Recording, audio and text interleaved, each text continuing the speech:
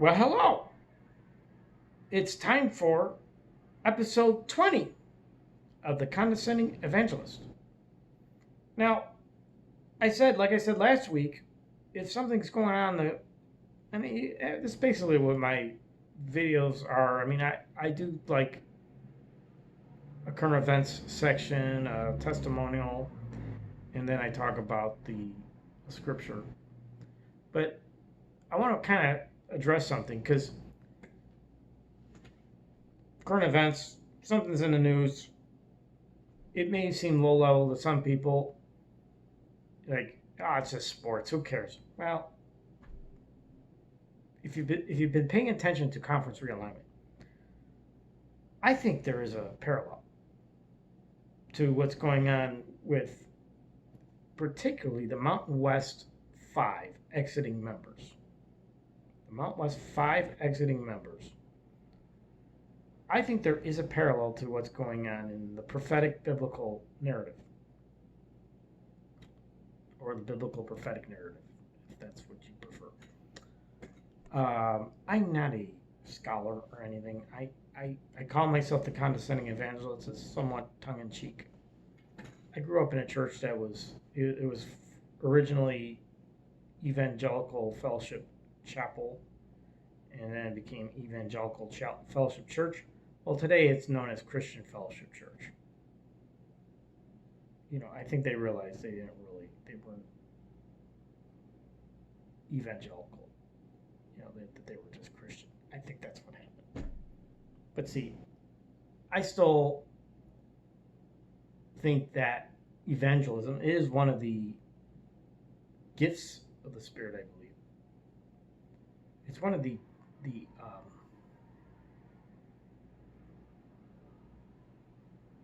it's one of the greater gifts. A teacher, apostle, pastor, evangelist. It's one of the fivefold, actually, that's mentioned in, I forgot where exactly. But it's a teacher, evangelist, prophet, apostle, pastor. It is mentioned in Scripture. But see, the evangelist, they're the one that kind of goes out into the world. Jesus said, "Take this gospel to the ends of the earth," in a sense. Why I called my whole deal the ends of the earth. And I think I'm called the condescending evangelist because I think maybe I come across as a little condescending to some people. But, I try to speak truth to where it is, regardless. That's basically what I do. And if I see a parallel to the biblical prophetic narrative going on in something that's going on currently, I'm going to explain what I see. So talking about Texas State now going to the Pac-12, okay, the Mountain West Five, how I see them, they are like the children of Israel wandering in the desert. Truth is, I think they see themselves as they're in Egypt. Being in the Mountain West, I think they think Gloria Navarez is Pharaoh. I think they look at Teresa Gold as Moses. That's just what I see. But I think what they're going to become is the children of Israel in the desert. Does it mean they're eventually going to go to the promised land? Well, here's the thing. We're not there. We're at this spot yet. But see, they talk about being autonomous, right? Getting that automatic bid to the college football playoff. See, they're going to be one of the 6 conferences fighting for that 5th autonomous spot. They think they're always going to be that 5th best conference. That's what they think. But see, you're splitting the baby. Someone brought this up. too, which I found interesting. It's like, oh, I see what you're doing there, and I think that's what's going on. They are splitting the baby. And see, we don't really know what's going on in mediation. We already know this. Gloria Navarez has already said, I'll step aside for a merger. What does that mean? Where's Solomon? You know the story of the baby being split. The story goes like this, that you had two mothers fighting over being the mother of the baby. And so Solomon agreed, okay, we'll split the baby in two, and you'll each get one. And then what happened? The real mother turned out to be, said she can have it. And that's when Solomon knew she was the real mother. And see, that's how I see Gloria Navarez. She's already said, I don't have to be the commissioner. So where's Solomon saying, merge the conferences, make Gloria Navarez the commissioner? That's what should happen. That's what should happen. I see now Texas State joining it, and that makes a mess. No, not really. You have 17-team conference. Well, how many teams are in the ACC? Football, 17. Do the same thing. You can merge the two conferences. You can still do it. To say you can't do it, but see, it's like I said, the Mount West 5, they think they're in Egypt. But see, who's Pharaoh for real? I think it's Oregon State. I think it's them. I think they're the ones that are really opposed to, because they're going to lose their war chest. That's the whole thing. Well, they're going to lose it anyway. You know why? Because you're going to have to pay the poaching fee and the exiting fees. Because all the Mount West 5, they don't have the money to pay the exit fees. And here's the thing I can't figure out. Here's what I can't figure out. They say that the poaching fee is illegal. Okay. This is what I don't understand. I'm not a legal expert, but if you sign it, knowing it's not enforceable, doesn't that antitrust thing then going to go away? Wouldn't you sue before you sign something like this? Oh, it's unenforceable. Okay, so you knowingly signed something that you believe. See, at the end of the day, it's you believe it's unenforceable, but you're signing it anyway. How is that antitrust then? I don't understand. I'm not a legal expert. I don't get it. Well, they're signing a deal that they know is illegal. They know it's illegal, and they're signing it anyways. That don't make sense to me. I'm just saying, I don't get it. It's over my head. I don't understand. If you sign a deal and you don't know that it's illegal, well then, that's where it's like later on you get the lawyer and say, oh, I didn't know that was illegal. No, they signed it knowing, apparently. I don't know how that is antitrust then. Wouldn't it be like, wouldn't you say, okay, we're going to take a snapshot of this, send it to my lawyer, file a lawsuit now? This is extortion, or this is illegal, what they're doing, what they're trying to have us do. So I don't understand signing it, knowing. That's what I don't get. I don't understand signing it when you're signing something, you're agreeing to it. That's the whole point of signing to something. I hereby agree to blah blah. I hereby so and so agree to blah blah blah blah blah. That's unenforceable. How is it unenforceable if you signed it? Wouldn't it be unenforceable if you, or wouldn't you say this is antitrust, so anything you decide is null and void? Isn't that what it would be? I'm not a legal expert. I don't know. But what I see is in exiting Mount West 5, they think they're in Egypt. Okay, let me read something here.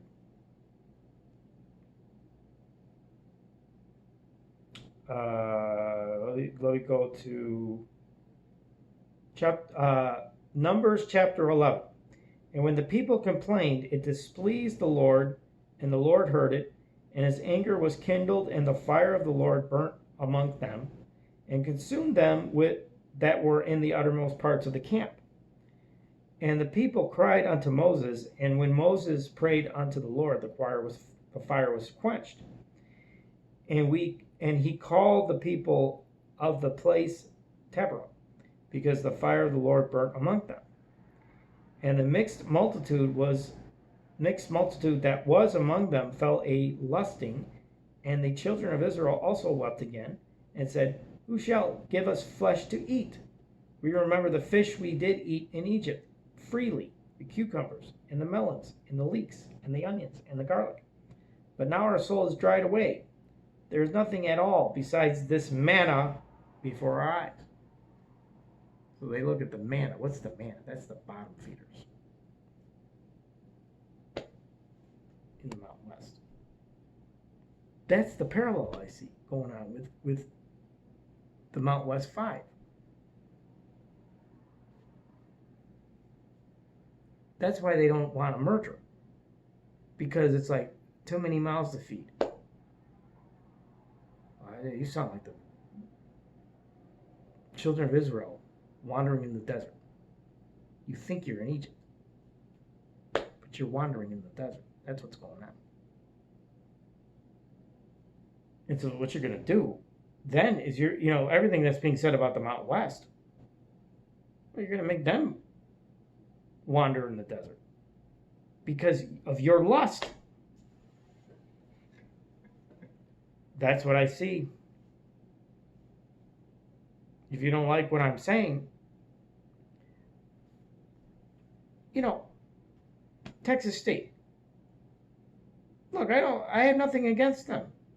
But you got Washington State people pointing out, hey, they're like 45 minutes from Austin and an hour from San Antonio.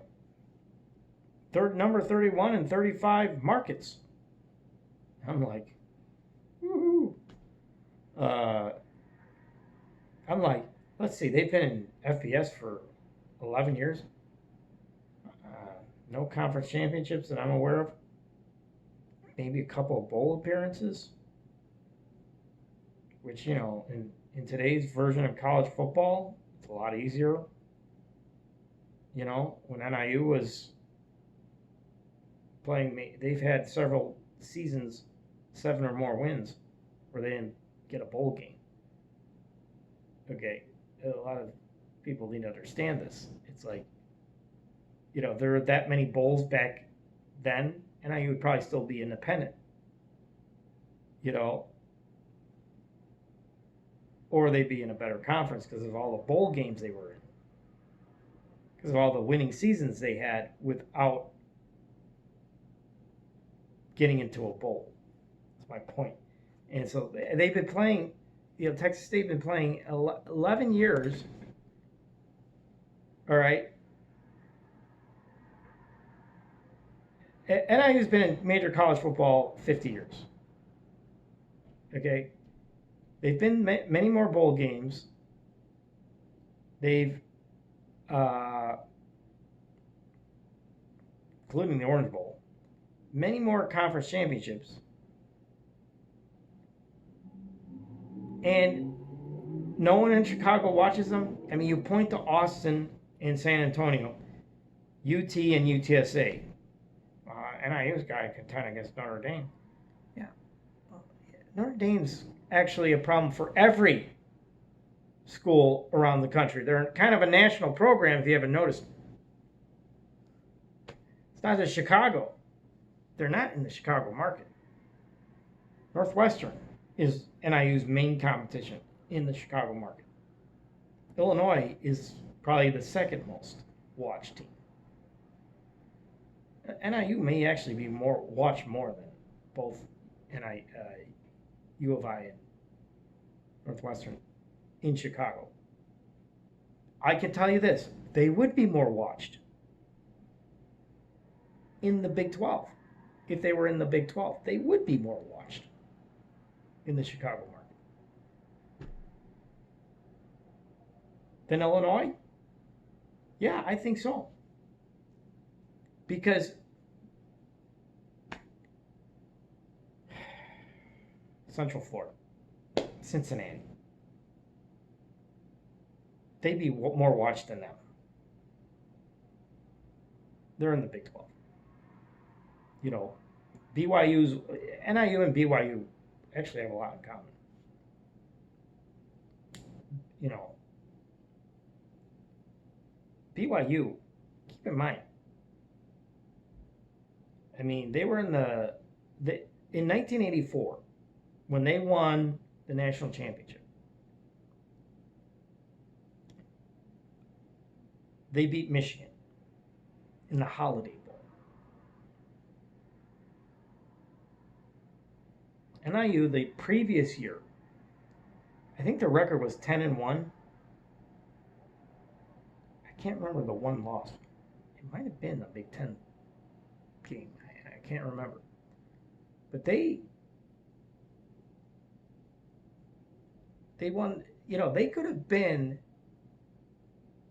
if they would have ran the table that year. You know, they're in the MAC. Well, BYU at the time was in the WAC. The WAC was basically the MAC at that time. You know, if NIU wins, I should look this up. NIU in 1983. In 1984, BYU wins the national championship. They go undefeated. They beat Michigan. Now, NIU plays Cal State Fullerton. I'm just saying, you know, if they run the table, they might play a different opponent.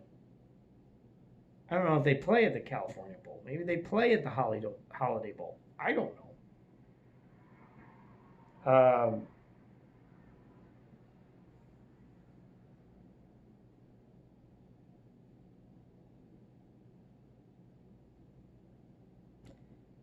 I just had this thought. I mean,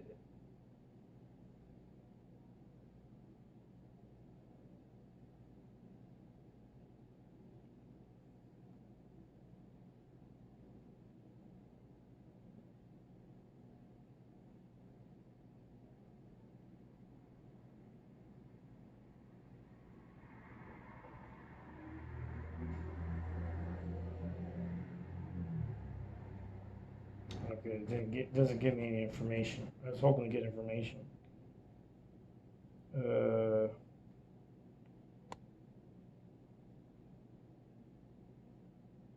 Team bio. Here, let's see. Wikipedia. Okay, their overall record was 10-2. Okay, so it wasn't as good as I thought.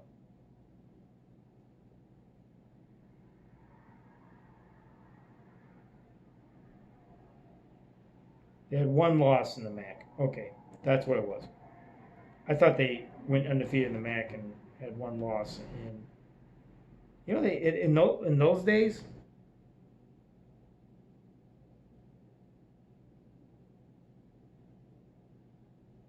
yeah, they didn't have conference championship games, but they still played 9 conference games in those days. 1, 2, 3, 4, 5, 6, 7, 8, 9. There were 10 teams, so they played everybody. I don't know what their one loss is. I wonder if it was Toledo. Toledo was 9-2.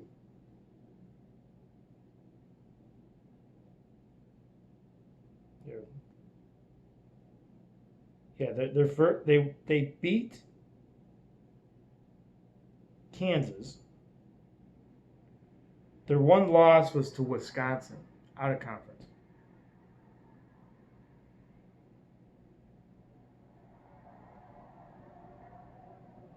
Yeah. They beat Western Michigan. They had a attendance of 26,000. This is back in 1983.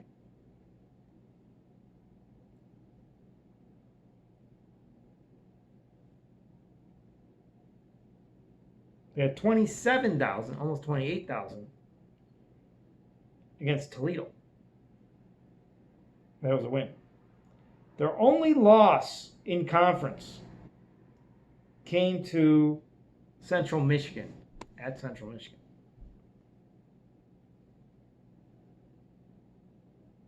There were more people at Husky Stadium. They had an average attendance. Let's see. Let me just see. Because they played at Kansas. They beat Kansas. Played at Wisconsin, lost to them. Let's see. Let's just say 1, 2, 3, 4. They only had 4 home games the whole year.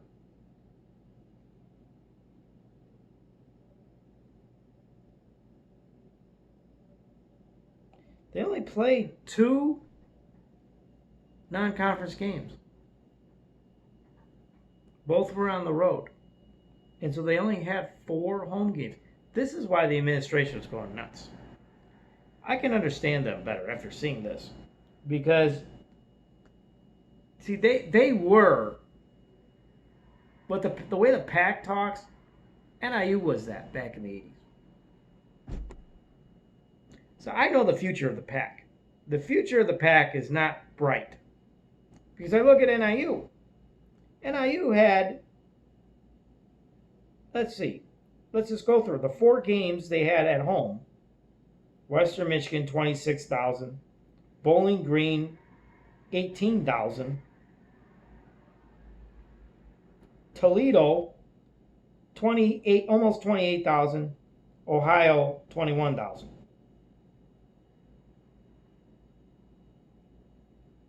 So they, if I add up all the numbers, like 21, 28, that's 49 plus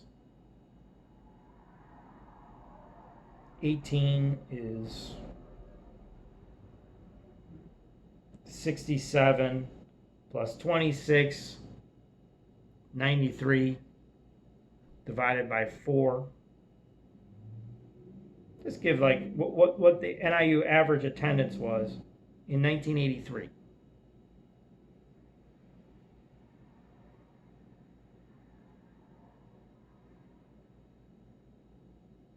was about 23,000. That's right in the realm of the PAC, what the PAC does. The average PAC attendance is like 28,000, 29,000. NIU, it's like Texas State boasts about averaging 21,000. NIU in 1983 was averaging 23,000. I'm just saying. I'm not impressed by Texas State. I'm just not.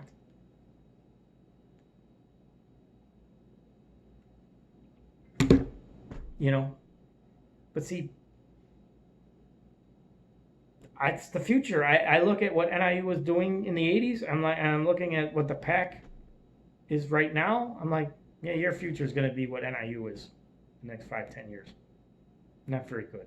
NIU wasn't very good after that, after they left the MAC.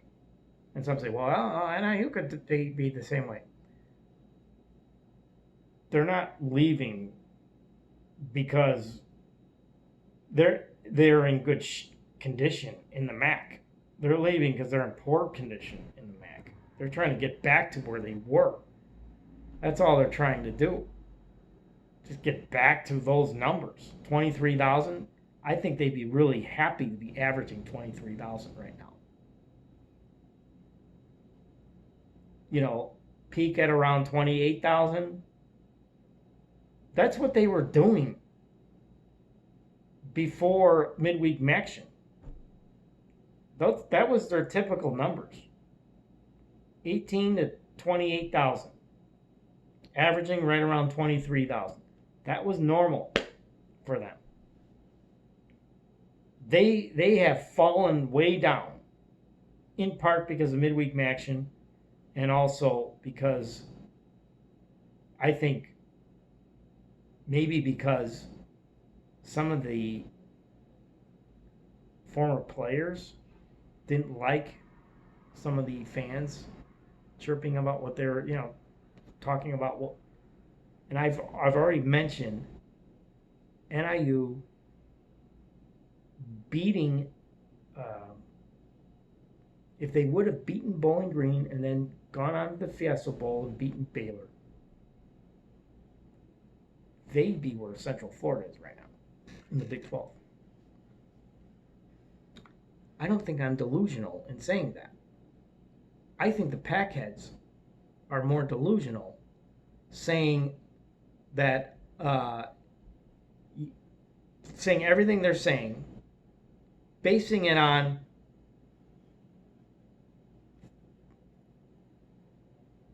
statistics that are, I mean, like I said, Texas State is their 8th member. Are they a good program to have as their 8th member? Maybe. But don't tell me that's what they were aiming for. They weren't aiming for that. They were aiming for Memphis, Tulane, South Florida, UTSA. They were aiming much higher. And see, someone say UTSA isn't that much higher. They're in the American Athletic Conference. They have crowds that average better than 40,000 at the Alamo Bowl. They were definitely a program they wanted. They couldn't get a program with a stadium larger than 30,000. Outside of Fresno State, outside of, well, let's put it this way, not louder. They couldn't get a program with a stadium bigger than 50,000 capacity. You got in the Mount West, you have Air Force. Let's see what Air Force Stadium capacity is.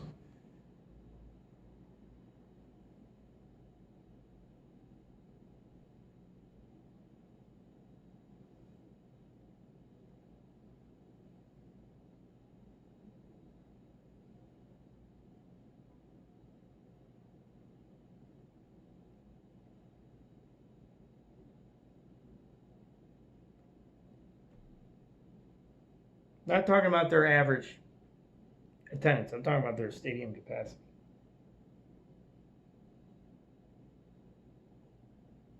The Air Force current seating capacity is 46,000, almost 47,000. Okay. Sun Bowl.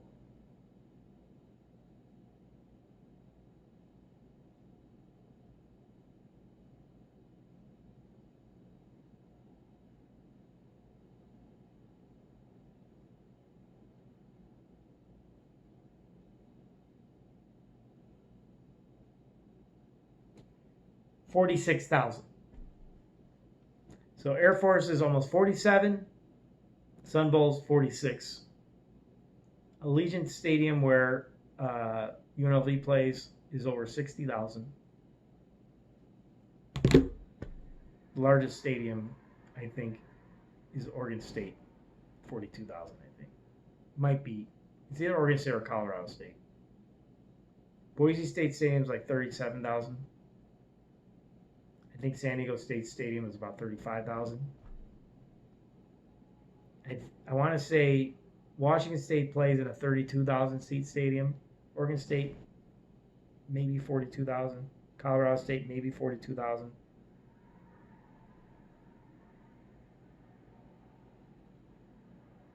Utah State's 25,000, not much bigger than Husky Stadium.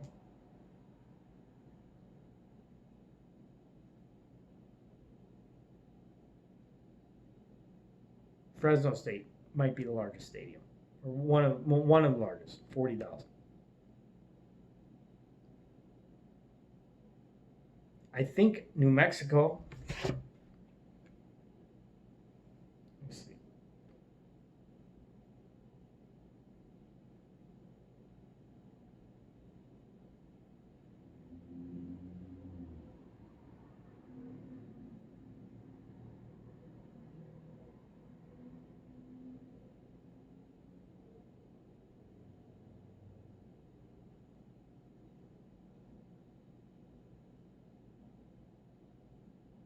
Yeah, New Mexico's University Stadium is 39,000. I think Wyoming Stadium is. Wyoming and Nevada have comparable seating capacity. Hawaii, right now, they're looking to, I think they're either A, looking to build a new stadium, or B, update the Aloha Stadium. I'm not sure which. But they're working on their situation. The point I'm trying to make is, the Pac could have just merged with the Mountain West. And see, people will point to like San Jose State and say, well, look at them, blah, blah, blah. I'm like, okay. Yeah, that's kind of a problem. But there's a solution to San Jose State's stadium issue. Levi Stadium. Play games there. NIU can play 2-3 games a season, Soldier Field.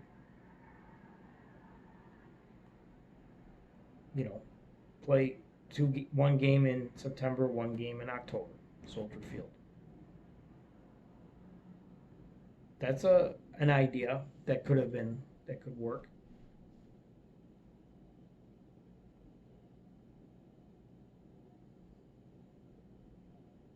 The idea that they can't be involved in the Pac, in the merged Pac-12, and the idea it can't happen,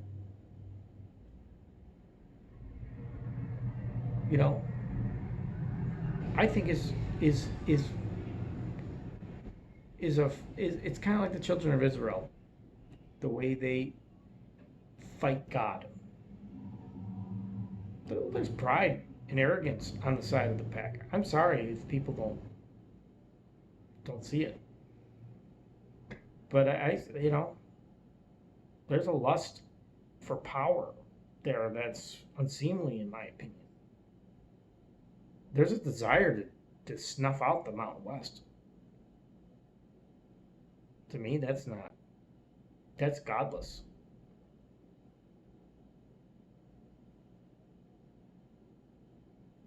That's godless. To want to snuff out your competition. You want to beat your competition, but you want to snuff them out. We're talking about universities at the end of the day. What are they supposed to be?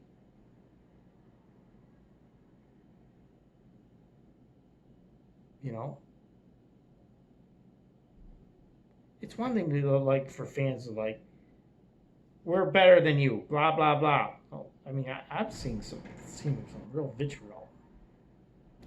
Stuff like they want to actually subvert. I was watching subversive tactics by the Pac, and they continue. And what they say is it's Gloria Navarez. She got in the way of the merger. That's the latest I've been seeing. I'm like, I don't think that's accurate. I just don't think that's accurate at all. It's like if she's according to Monty, and look, you take what he says with a grain of salt. According to him, she's basically said she would step aside. She doesn't have to be the commissioner.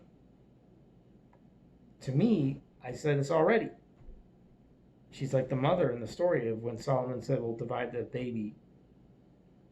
And then the mother's like, nah, well, she can have it. And that's when Solomon knew that she was the real mother. Because the other one's like, yeah, okay. That's what's going on with the pack. They split the baby, the Mount West. And the pack, Teresa Gold, I see her as that other mother. And Gloria Navarro is the mother that, like, you know, she's already on record saying, I don't have to be the commissioner.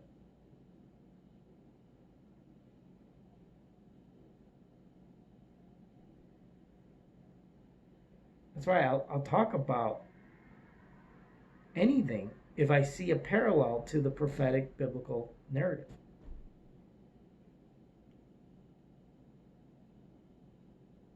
And I'll post the scriptures for this week's Torah portion.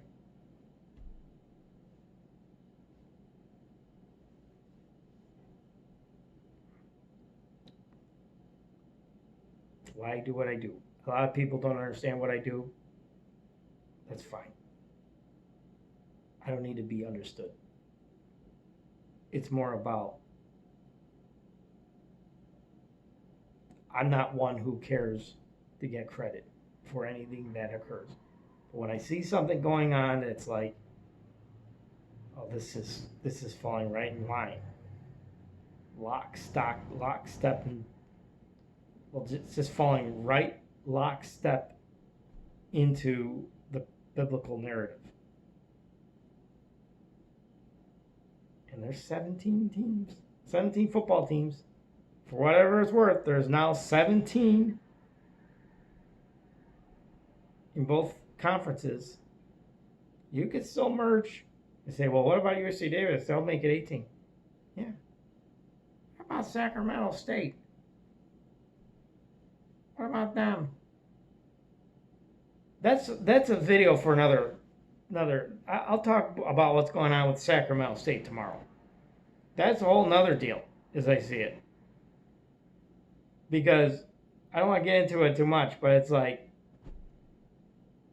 they want to now litigate themselves. And I'm like, oh, great, here we go again. More litigation. I'm like,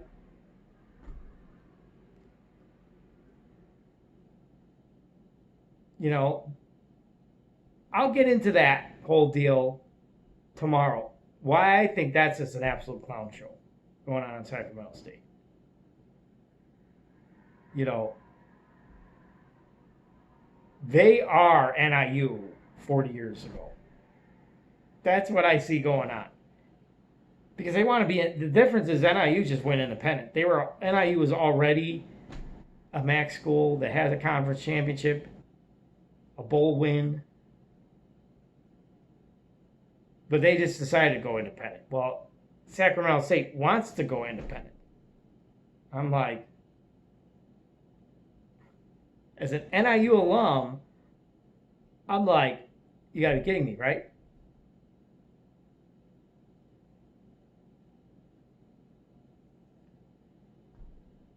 What's happened before will happen again, and I guess that's what we're seeing. That's why that's why I do what I do. I talk about what I talk about because it's prophetic. It is. It's about ego, pride, and all that. What's at the root of the original sin? Pride. Ego.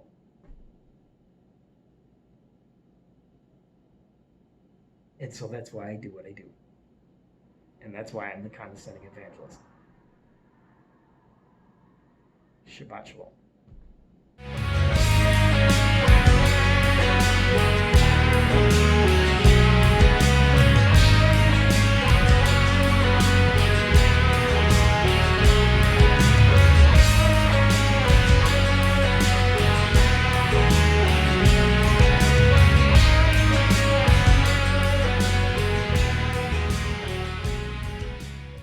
Goodbye, Toledo.